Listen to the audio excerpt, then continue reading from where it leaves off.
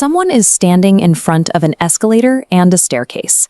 They choose the escalator, not because they are tired or carrying something heavy, but simply because the stairs require effort.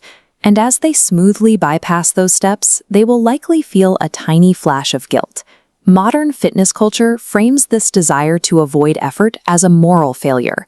We are told that choosing the easy path betrays the legacy of our relentlessly active ancestors. Drop an ancient hunter-gatherer into a modern shopping mall, and they would view that escalator as a profound survival advantage. They would choose the mechanical lift without hesitation or guilt, using every survival instinct in their body to justify the rest. Choosing the easy path honors 2 million years of evolutionary instruction. The brain executes a highly optimized survival program designed to conserve energy at all costs. Harvard evolutionary biologist Daniel Lieberman suggests that voluntary exercise, moving specifically for health with no other goal, is a strange modern invention. Throughout most of human history, moving for its own sake was a luxury that no one could afford. For the vast majority of our history, food was never guaranteed. You couldn't open a refrigerator or rely on a delivery app. The calories gathered today were the only ones available, and tomorrow was always an uncertainty.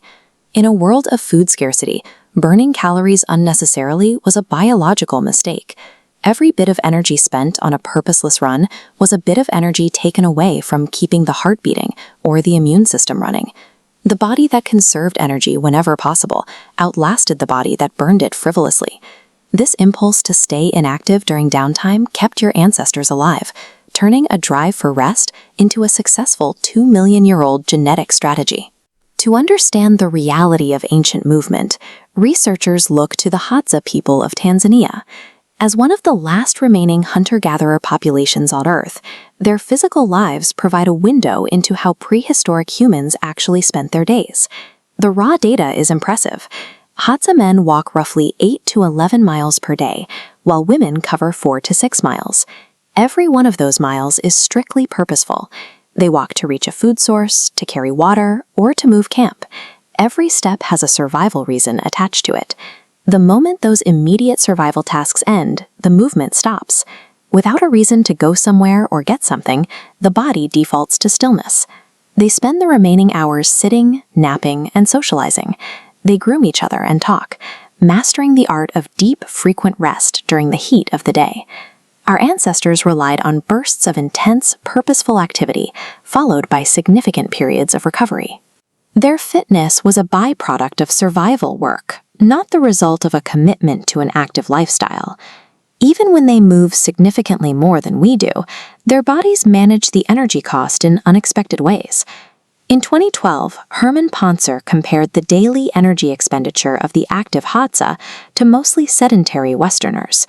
Standard logic suggests that a population walking 11 miles a day in the savannah should burn vastly more calories than an office worker who sits at a desk for 8 hours. The Hadza burn roughly the same daily calories as a sedentary Westerner. The body operates on a strict budget.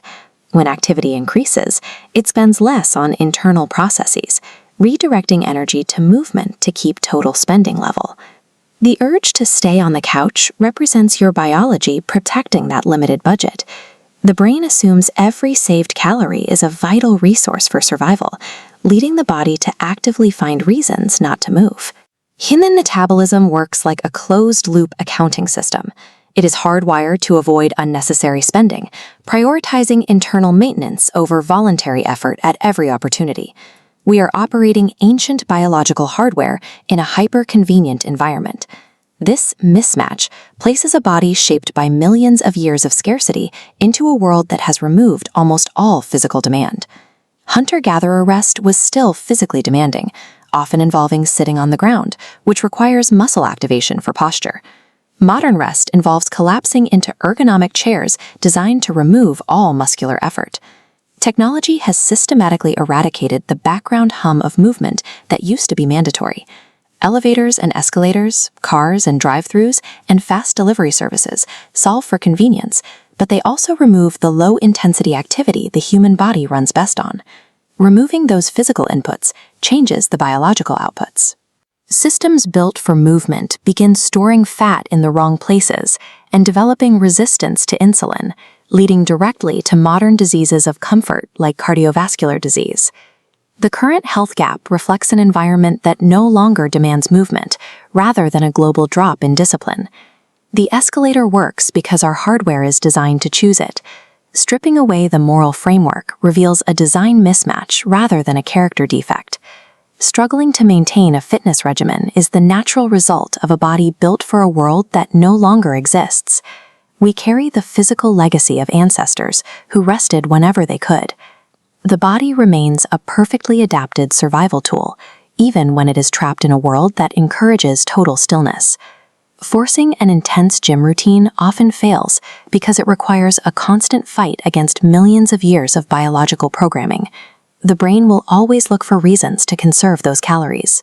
Consistency comes from redesigning our daily environments to make low-intensity physical effort unavoidable again.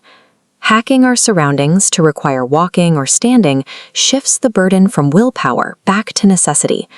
Modern health relies on outsmarting these ancient survival instincts.